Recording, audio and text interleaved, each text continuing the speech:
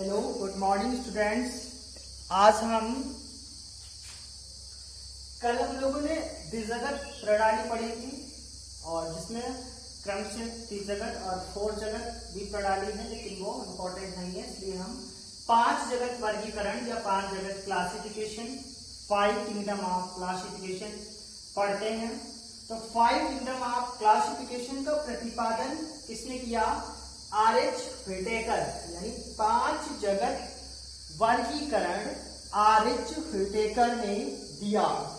इन्होंने क्या किया कि अपनी वर्गीकरण प्रणाली के अनुसार सभी जीवधारियों को या सभी जीवित जीवधारियों को 5 जगत में बांटा। वो 5 जगत क्या है? पहला है मोनेरा जगत यानी किंगडम मोनेरा, दूसरा प्रोटिस्टा किंगडम प्रोटिस्टा, तीसरा कवक जगत किंगडम फ्यूंजी या फंगी भी कहते हैं इसे, किंगडम या पादप जगत किंगडम प्लांटी, और 5वां जंतु जगत किंगडम एनिमलिया। इसके पहले हम लोगों ने कैरोलस लिनियस का द्विजगत पढ़ा था, जिसमें केवल 2 ही जगत में बांटा गया था, किंगडम प्लांटी और किंगडम एनिमलिया। परंतु आर.एच. व्हिटेकर ने वर्गीकरण को 5 जगत में बांटा है और इसे 5 जगत वर्गीकरण कहते हैं। चलिए आइए आज 5 जगत वर्गीकरण समझते हैं। किस आधार पर इन्होंने बांटा? तो आर.एच. व्हिटेकर ने जगत और लक्षण, तो ये लक्षण है, इन लक्षणों के आधार पर इन 5 जगतों में जीवों को व्यवस्थित किया। तो मोनेरा जगत, जिसे किंगडम मोनेरा, इसमें इन्होंने कोशिका देखी। सबसे पहले मोनेरा जगत में जो कोशिका थी प्रोकैरियोटिक, और बाकी जितने जगत हैं प्रोटिस्टा, कवक जगत, पादप जगत, जंतु जगत, सभी में कोशिका की जो है वो यूकैरियोटिक प्रकार की कोशिका पाई जाती है, जबकि मोनेरा जगत में प्रोकैरियोटिक कोशिका पाई जाती है। इसके बाद काय संगठन यानी बॉडी का संरचना, यानी बॉडी की संरचना कैसी थी या शारीरिक संगठन जीवों का कैसा था। तो काय संगठन में इन्होंने क्या किया? मोनेरा जगत को देखा कोशिकी, यानी काय संगठन के अनुसार इन्होंने जगतों में देखा कि क्या क्या समानता मिल रही है, यानी कौन से जीवों में समानता है, तो उनको उस प्रकार से रखा। तो मोनेरा जगत के जो जीव हैं वो कोशिकी होते हैं और प्रोटिस्टा के भी कोशिकी से तात्पर्य है एक कोशिका वाले जीव, यानी ऐसे जीव जिनमें एक ही कोशिका पाई जाती है। और बाकी आपका कवक जगत, पादप जगत, जंतु जगत, सभी में बहुकोशिकी लिखा हुआ है, अर्थात उनकी जो शरीर में कोशिकाएं बहुत सी पाई जाती हैं या अनगिनत कोशिकाएं पाई जाती हैं। कवकों का शरीर, पादपों का शरीर और जंतुओं का शरीर कई कोशिकाओं से मिलकर बना होता है। परंतु मोनेरा जगत और प्रोटिस्टा जगत के जो जीव हैं उनका शारीरिक संगठन केवल एक ही कोशिका से बना होता है, अर्थात उनके शरीर में एक ही कोशिका पाई जाती है, या यहाँ पर आप एक कोशिकी भी लिख सकते हो, कोशिकी या एक कोशिकी। बाकी कवक जगत यानी फ्यूंजी, पादप जगत और जंतु जगत बहुकोशिकी जीव होते हैं। पोषण की विधि, तो मोनेरा जगत यानी पोषण किस प्रकार अपना प्राप्त करते हैं, क्योंकि प्रत्येक जीवित जीवधारी को अपने शरीर में होने वाली उपापचयी क्रियाओं को चलाने के लिए उसे ऊर्जा की आवश्यकता होती है, और जीवित जीवधारी उपापचयी क्रिया के द्वारा यानी उपापचयी क्रिया में ऊर्जा को ग्रहण लेता है, जिससे उसके शरीर को और अन्य क्रियाएं संपादित करने में सहायता मिलती है। तो पोषण अति आवश्यक है सभी जीवधारियों में और महत्वपूर्ण लक्षण है। तो मोनेरा जगत में जो पोषण था स्वपोषी, यानी इस जगत में जो जीवधारी हैं वो स्वपोषी हैं, अर्थात अपना भोजन स्वयं निर्मित कर लेते हैं। स्वपोषी, प्रकाश संश्लेषी, यानी सुपोषी है और फोटोसिंथेसिस की क्रिया भी कर लेते हैं, यानी प्रकाश संश्लेषण की क्रिया भी इनमें होती है, क्योंकि जब वो प्रकाश संश्लेषण की क्रिया कर पाएंगे तभी अपना भोजन स्वयं निर्मित कर पाएंगे। आगे प्रोटिस्टा में स्वपोषी परपोषी, यानी कुछ जंतु स्वपोषी हैं, यानी कुछ जंतु अपना भोजन स्वयं बना लेते हैं, परंतु कुछ परपोषी हैं। परपोषी यानी दूसरे भोजन या दूसरे के द्वारा बनाए गए भोजन पर आश्रित हैं। कवक जगत में परपोषी परजीवी, परपोषी फिर वही कवक जगत के सारे जीवधारी दूसरे के द्वारा बनाए गए भोजन पर आश्रित हैं, इसलिए परपोषी और परजीवी। परपोषी और परजीवी में अंतर, परजीवी वे जीव होते हैं जो दूसरे के शरीर पर रह करके अपना भोजन बनाते हैं या दूसरे के शरीर पर अपना वास स्थल बनाते हैं, उन्हें परजीवी या दूसरे जीव पर अपने भोजन के लिए निर्भर होते हैं। पादप जगत, तो पादप जगत तो आपको पता ही है कि सभी हरे पेड़ पौधे और हरी वनस्पतियां प्रकाश संश्लेषण की क्रिया द्वारा अपना भोजन स्वयं बनाती हैं, इसलिए सारे पादप स्वपोषी होते हैं। जंतु जगत परपोषी प्राणी सम, यानी पर जंतु जितने भी जीवित जंतु हैं वो सभी दूसरे के द्वारा बनाए गए भोजन पर प्रत्यक्ष या परोक्ष रूप से निर्भर होते हैं।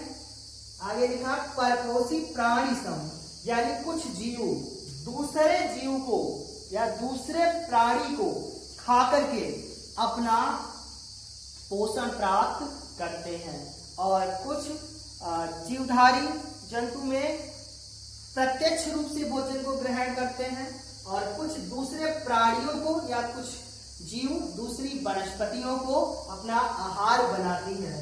तो जंतु जगत पूर्णतया परपोषी और प्राणी संभी है, यानी दूसरे प्राणी को मारकर अपना भोजन बनाते हैं जंतु। आगे अगला लक्षण क्या था, पारिस्थितिक भूमिका, यानी आर.एच. हुंडेकर ने अगला लक्षण लिया पारिस्थितिक भूमिका, यानी जो हमारा वातावरण है, जो पारिस्थितिक तंत्र है, जो जिस वातावरण में हम रह रहे हैं उस वातावरण में इनका क्या योगदान है। तो जो मोनेरा जगत के जंतु हैं, उत्पादक अपघटक, उत्पादक अपघटक और उपभोक्ता, यानी 3 शब्द हम पढ़ते हैं बायोलॉजी में। तो उत्पादक क्या होते हैं, जो अपना भोजन स्वयं बना लेते हैं अर्थात स्वपोषी होते हैं, जैसे हरे पेड़ पौधे और वनस्पतियां। उसके बाद दूसरा आता है उपभोक्ता, उपभोक्ता जो यानी बनाए गए भोजन या किसी के द्वारा बनाए गए भोजन या दूसरे के द्वारा बनाए गए भोजन पर आश्रित होते हैं, उपभोक्ता कहलाते हैं।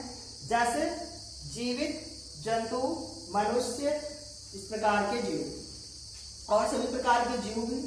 और अपघटक, अपघटक क्या होते हैं, जो सड़े गले मृत अपशिष्टों को खा करके अपना भोजन बनाते हैं या पृथ्वी में सड़े गले अपशिष्ट जो उपस्थित हैं उनका अपघटन करते हैं, अपघटक कहलाते हैं। जैसे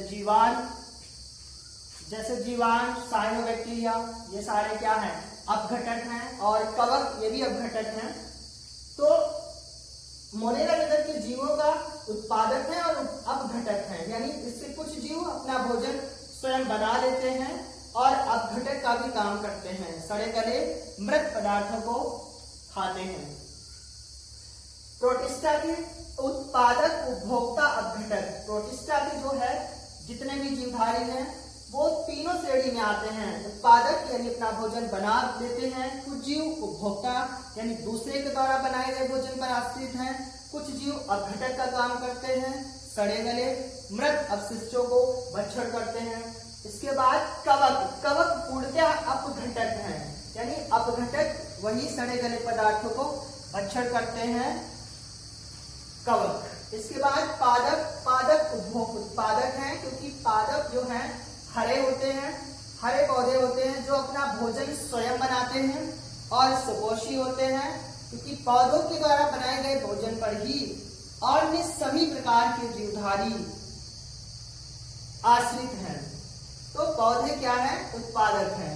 इसके बाद जंतु जगत के जीवधारी उपभोक्ता हैं, यानी ये दूसरे के द्वारा बनाए गए भोजन या उत्पादकों के द्वारा बनाए गए भोजन, हरे पेड़ पौधे वनस्पतियों द्वारा बनाए गए भोजन को भक्षण के रूप में भक्षण करते हैं, इसलिए उपभोक्ता कहलाते हैं। यानी आगे हम डिटेल में पढ़ेंगे उपभोक्ता कितने प्रकार के होते हैं। तो 3 प्रकार के होते हैं, वो आगे आपके अगले सिलेबस में है, आगे चैप्टर में होगा। तो उपभोक्ता का है उपभोग करने वाले, और उत्पादक का से तात्पर्य है जो उत्पाद को निर्मित करते हैं, यानी जो बनाते हैं। तो पेड़ पौधे उत्पाद निर्मित करते हैं, अर्थात भोजन का निर्माण करते हैं, और उन्हीं उत्पादकों को उपभोग करते हैं जंतु, यानी जीवित प्राणी जो है आपके जीव जंतु जीवधारी जो है वो पौधों के द्वारा बनाए गए उत्पादों को उपभोग करते हैं, इसलिए उपभोक्ता कहलाते हैं। तो जंतु जो है वो उपभोक्ता की श्रेणी में आते हैं। इसके बाद अगला लक्षण क्या लिया आर्य छोटेकर जी ने? कोशिका भित्ति।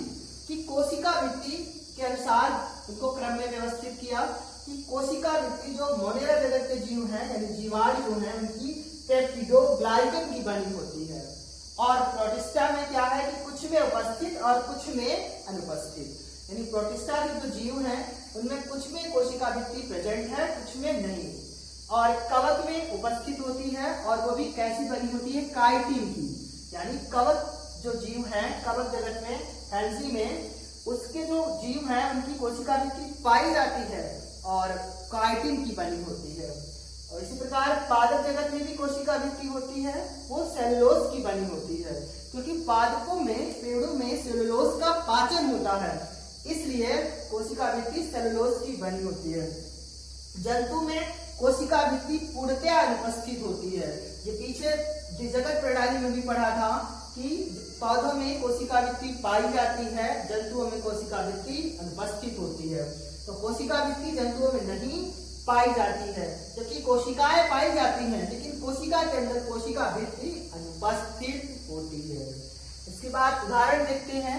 मोनेरा जगत के उदाहरण क्या है? आपके बैक्टीरिया, यानी जो आपके जीवाणु हैं, जितने भी आपके बैक्टीरिया हैं वो सारे आपके मोनेरा जगत में रखे गए हैं।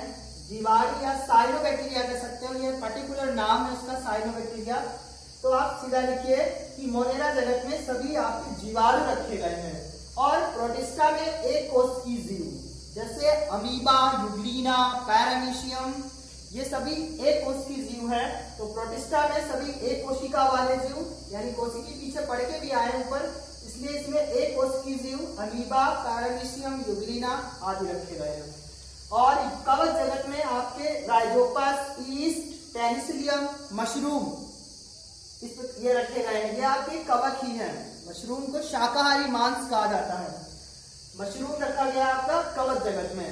तो जितने भी कवक कह सकते हो, या काई भी इन्हें कहा जाता है, और फंगस भी लिखते हैं इंग्लिश में, या फिम्जी कहते हैं। इसके बाद पादप जगत में आपके जितने जीवित पेड़ पौधे हैं, शैवाल, मांस, फर्ट आदि से तात्पर्य है सभी प्रकार के और भी पौधे, यानी पादप में पेड़ पौधे रखे गए। इसके बाद जंतु जगत में सांप, मेढक। सांप मेढक जो है वो अकशेरुकी हैं, यानी बिना रीढ़ की हड्डी वाले। सांप, मेढक, मछलियां, और कशेरुकी यानी कि रीढ़ की हड्डी वाले, रीढ़ की हड्डी वाले जैसे आपकी चौपाई जानवर, स्तनधारी आदि रखे गए हैं जंतु जगत में। तो ये इस प्रकार था 5 जगत वर्गीकरण, यानी 5 किंगडम ऑफ क्लासिफिकेशन, और इसको प्रतिपादित किया आर्य छोटेकर। आप इसको पढ़िए, लिखिए।